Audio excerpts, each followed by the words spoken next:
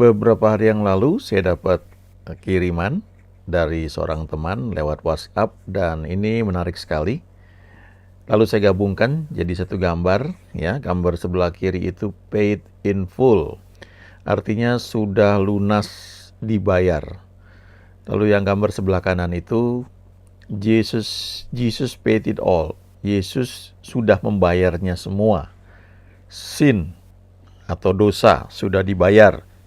Shame atau rasa malu, rasa minder sudah dibayar.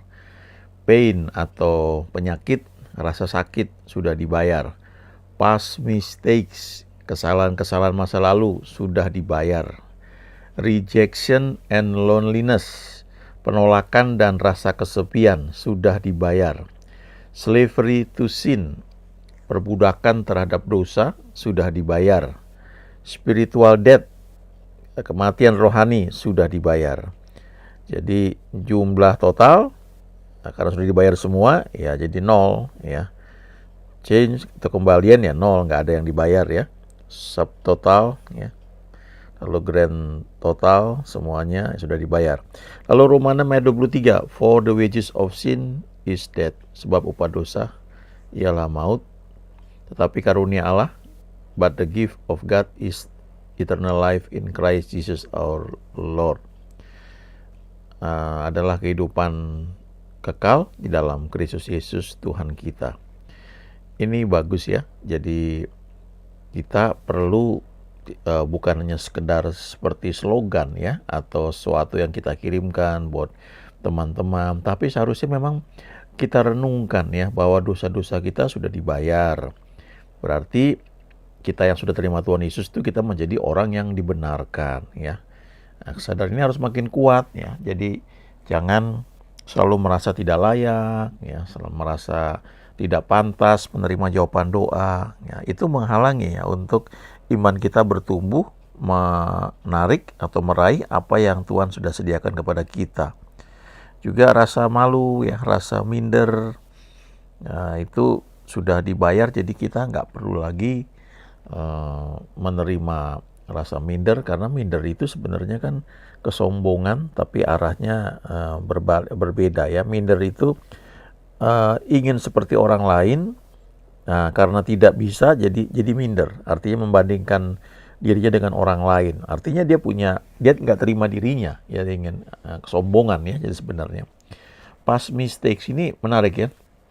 Ini kan kesalahan-kesalahan masa lalu. Nah, pertanyaannya, kesalahan masa depan gimana ya? Coba kita renungkan ya, karena apa yang Yesus lakukan di kayu salib ini kan 2000 tahun yang lalu, di masa lampau. Kita belum lahir, kita juga belum berbuat dosa ya, kita juga belum berdosa karena kita belum ada. Tapi sudah diampuni ya. Jadi apa yang Yesus lakukan di kayu salib 2000 tahun yang lalu ya, waktu dia sebelum mati dia berkata it is finished ya, atau sudah selesai, dalam bahasa aslinya tuh tetelestai. Itu artinya sesuatu yang sudah dia kerjakan dengan sempurna, artinya tidak perlu ditambah lagi, sudah perfect, dan dampaknya berlaku terus sampai sekarang dan seterusnya ya, sampai masa depan, sampai nanti Yesus datang. Itu yang perlu kita renungkan ya, atau kita ingat. Jadi kita nggak perlu lagi diperbudak oleh dosa atau ketakutan atau minder, dan juga kita sudah hidup ya secara rohani. Nah, kemudian ini ada beberapa ayat yang menarik ya. Di Perjanjian Lama seperti apa, lalu dikutip di Perjanjian Baru jadinya seperti apa. Ini yang pertama. Keluaran 19 ayat 5 dan 6. Jadi sekarang jika kamu sungguh-sungguh mendengarkan firman-Ku dan berpegang pada perjanjian-Ku, maka kamu akan menjadi harta kesayangan-Ku sendiri dari antara segala bangsa. Sebab akulah yang mempunyai seluruh bumi. Ayat 6, kamu akan menjadi bagiku kerajaan imam dan bangsa yang kudus. Inilah semuanya firman yang harus kau katakan kepada orang Israel. Ini perkataan Tuhan kepada Musa ketika Musa naik ke Gunung Sinai. Lalu kalimat ini, ya, ayat ini dikutip oleh Petrus di Perjanjian Baru ketika dia mengirimkan surat ini kepada orang-orang yang sudah lahir baru, sudah terima Tuhan Yesus. Ya. Dia berkata begini di ayat 9 dan ayat 10.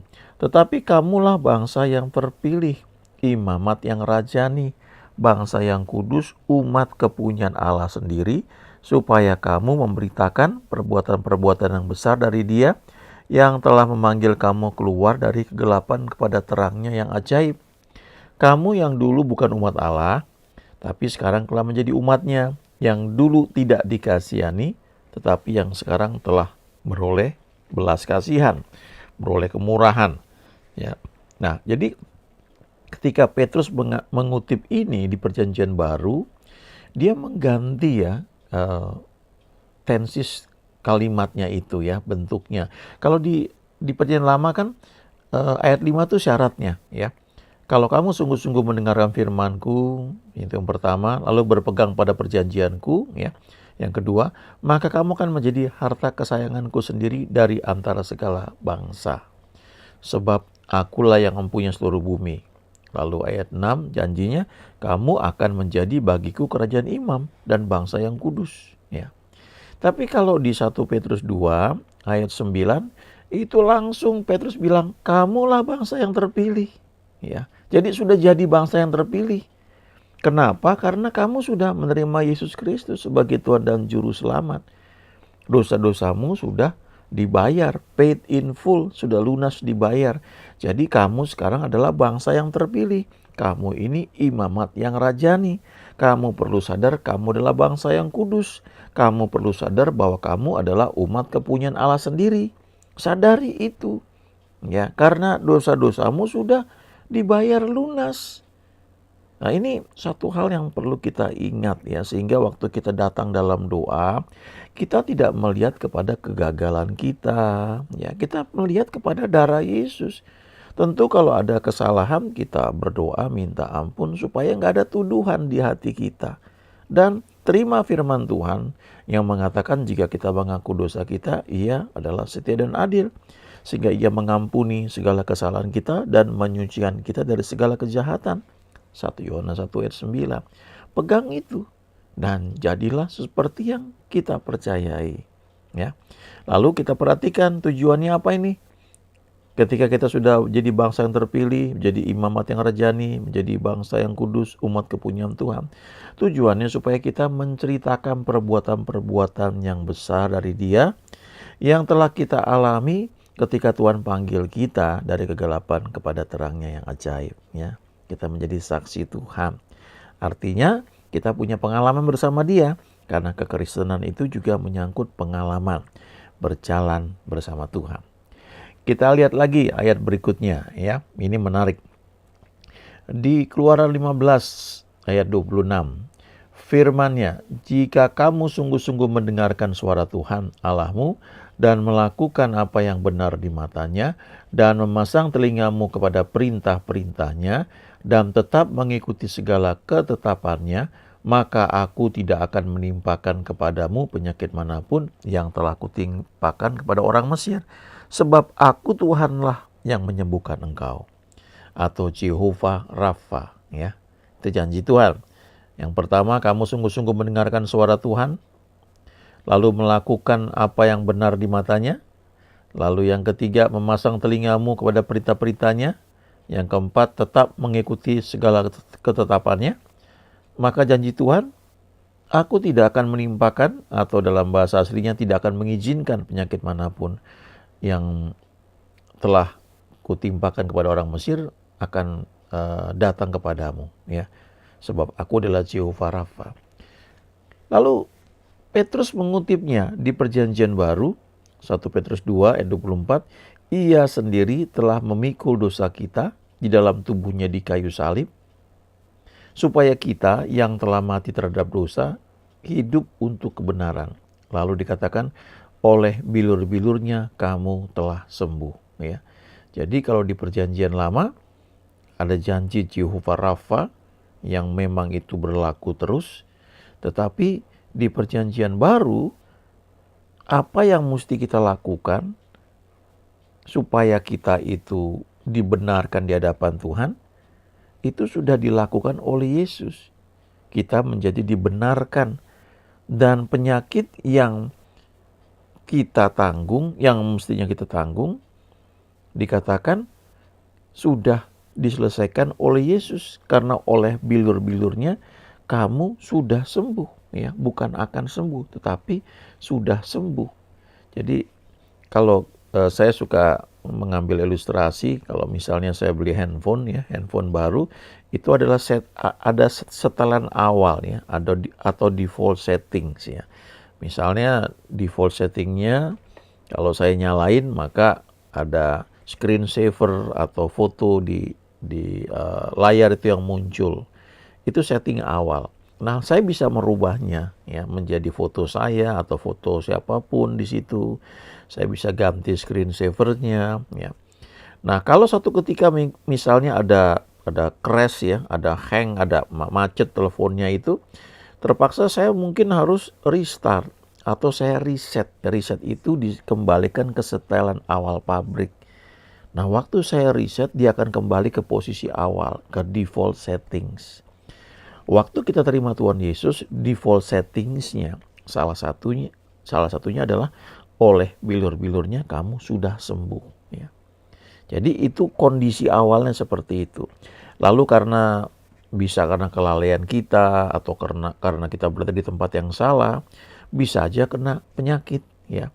Nah, kita perlu ingat bahwa kondisi awal kita itu adalah sehat, sudah disembuhkan. Jadi istilahnya waktu kita bukan hanya restart, ya, tapi reset, ya, kita dikembalikan pada posisi awal. Kita ingat kita ini orang-orang yang sudah disembuhkan. Itu membentuk cara berpikir, cara berdoa, dan cara bertindak yang berbeda, ya. Bagaimana kita akan pegang janji Tuhan sehingga hak legal yang Tuhan berikan bahwa kita sudah sembuh itu bisa kita terima dan terrealisasi, ya, buat kita. Ayat berikutnya, Ulangan 28, ya. Ini ada banyak ayatnya, ya. Ada 1-14 dan seterusnya tentang berkat dan kutuk. Perhatikan ayat 1. Jika engkau baik-baik mendengarkan suara Tuhan Allahmu dan melakukan dengan setia segala perintahnya yang kusampaikan kepadamu pada hari ini, maka Tuhan Allahmu akan mengangkat engkau di atas segala bangsa di bumi. Lalu ayat 2. Segala berkat ini akan datang kepadamu dan menjadi bagianmu jika engkau mendengarkan suara Tuhan Allahmu. Lalu ada ucapan berkat, ya. Diberkatilah engkau di kota, di ladang, di pekerjaan, diberkatilah engkau pada waktu masuk, pada waktu keluar, dan seterusnya, ya. Jadi ada syarat-syaratnya itu di ayat 1, ya. Jika engkau baik-baik mendengarkan suara Tuhan Allahmu, lalu dengan setia melakukan segala perintahnya, ya, dan seterusnya. Itu syarat-syarat yang di perjanjian lama saja sangat sukar, ya, untuk dipenuhi.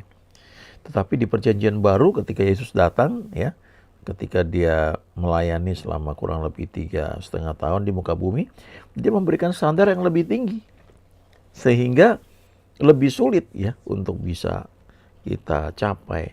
Tetapi dia yang kemudian melakukannya, ya, bagi kita. Sehingga ketika kita terima dia, maka kita ini dalam kondisi yang sudah disembuhkan dan sudah diberkati. Efesus 1 ayat 3 berkata, terpujilah Allah dan Bapa Tuhan kita Yesus Kristus, yang dalam Kristus telah mengaruniakan kepada kita segala berkat rohani di dalam surga. Artinya sudah diberkati, ya.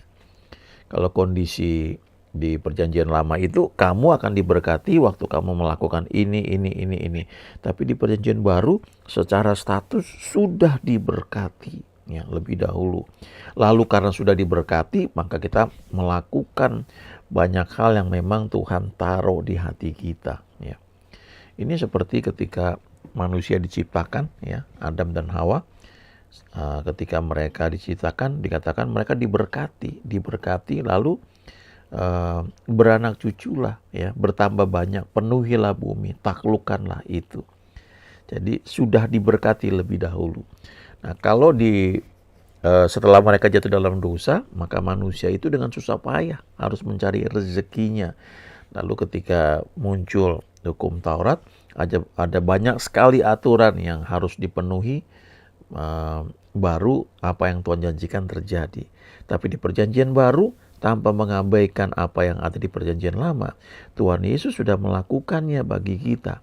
Nah, kita percaya dulu hal itu, baru itu akan termanifestasi dalam hidup kita.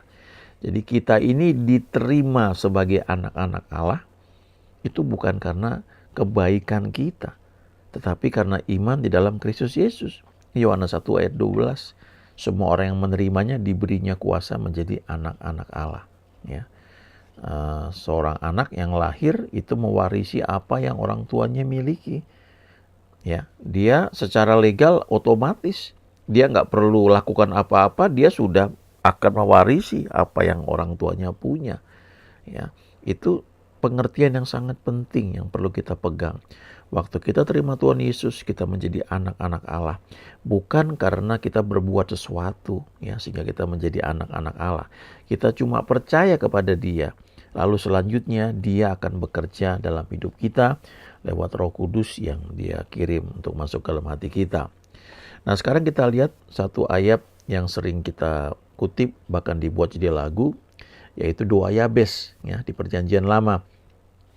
Doanya itu berbunyi seperti ini, kiranya Engkau memberkati aku berlimpah-limpah dan memperluas daerahku, dan kiranya tanganmu menyertai aku dan melindungi aku dari malapetaka sehingga kesakitan tidak menimpa aku. Ini satu model doa yang cukup bagus, ya, karena kita melihat Yabes ini meminta 5 hal. Yang pertama, dia minta berkat, dan tidak tanggung-tanggung dia minta berkat itu berlimpah-limpah.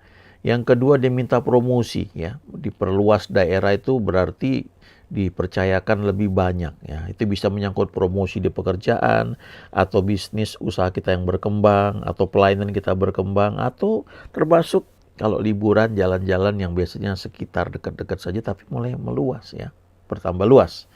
Lalu dia minta penyertaan dari Tuhan. Dan yang keempat, dia minta perlindungan. Yang kelima, dia minta kesehatan. Nah, 5 hal ini ketika kita mendoakannya, kita perlu ingat bahwa kita hidup dalam perjanjian baru, ya. Jadi yang pertama, kita bisa pegang salah satunya ayat Efesus 1 ayat 3. Ya, lalu kita bisa rubah menjadi satu pernyataan iman. Aku sudah diberkati dengan segala berkat rohani di dalam surga.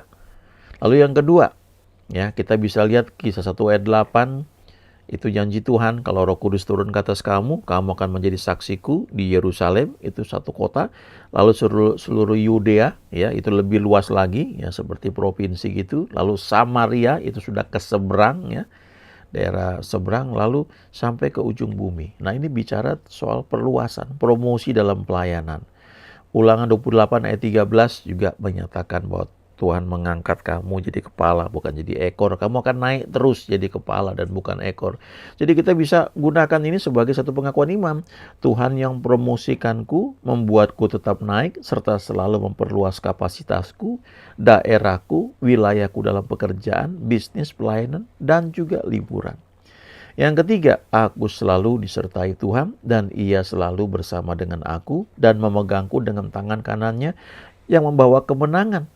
Ya, itu janji yang diberikan di Yohanes 14 ayat 16 sampai dengan 17. Ibrani 13 ayat 5, ya. Aku sekali-kali tidak akan meninggalkan engkau. Jadi jangan nyanyikan lagu yang mengatakan Tuhan jangan tinggalkan aku.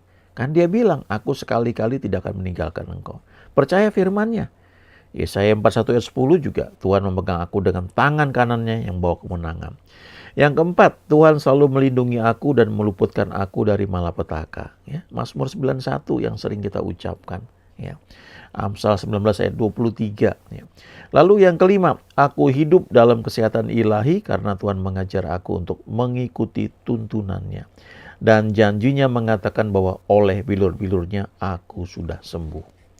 Kita bisa baca itu di Matius 8 ayat 17. Ya. Dia yang memikul segala kelemahan kita, ya, penyakit kita, dan juga 1 Petrus 2 ayat 24 bahwa oleh bilur-bilurnya kita sudah sembuh. Tapi kita tentu perlu mengikuti tuntunannya. Kita nggak bisa hidup semaunya. Itu yang perlu kita sadari.